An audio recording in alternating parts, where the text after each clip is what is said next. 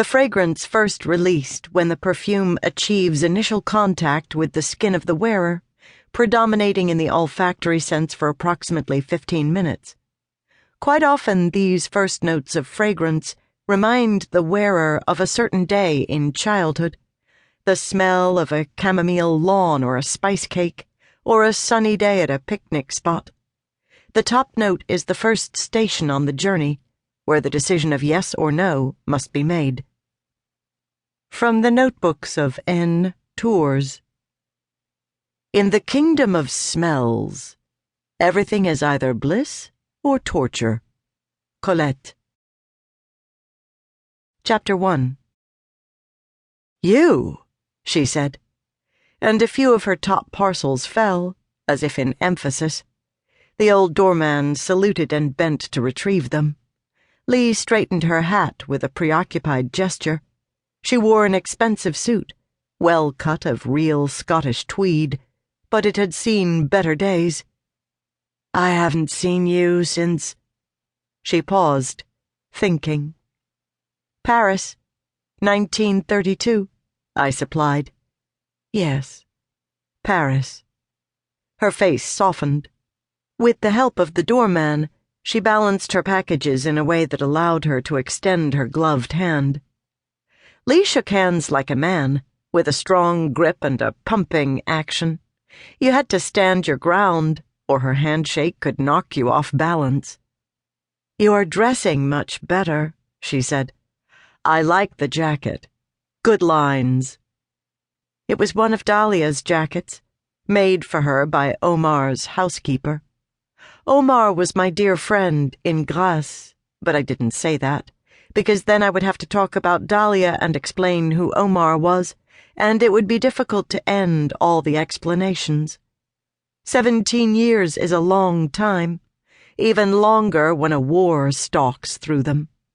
16 years could not be condensed to casual chit-chat in the doorway of Harrods. I like your suit, I said, settling for the predictable.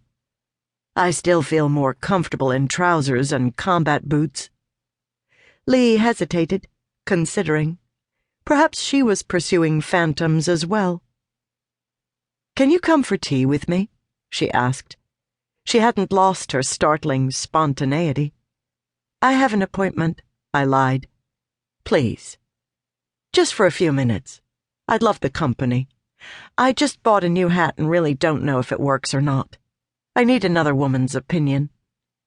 The hat was just an excuse, of course. Okay, I agreed reluctantly. She laughed with delight. Okay, she echoed. That beautiful American word. Oh, how wonderful to talk with another American. Follow me. We dodged between jammed and honking cars, splashing through puddles, to a tea room across the street. Without waiting for the hostess, Lee took the best available table by the center window. Can't get over the traffic, she said with a sigh. You take your life in your hands just trying to cross the street. During the war, there wasn't a car in sight most afternoons. Certainly not at night, during the blackout. When she took off her coat and draped it over the chair between us, her perfume tingled in my nostrils, expensive and slightly burning from a note of geranium oil. The scent of geranium swept me back to Grasse, to the dark mixing room, the shelves of bottles, the locked safe where the formula was kept. Jamais de la Vie was an expensive perfume, still made by the enfleurage method. Each flower petal hand-pressed into a sheet of lard to capture its fragrance. Lee was wearing the equivalent of 100 roses and jasmine flowers.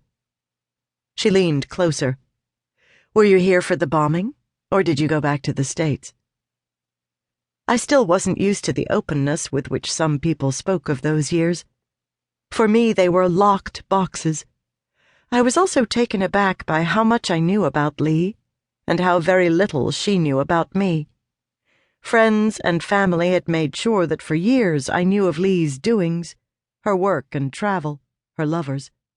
Obviously, no one had thought to give her news of me.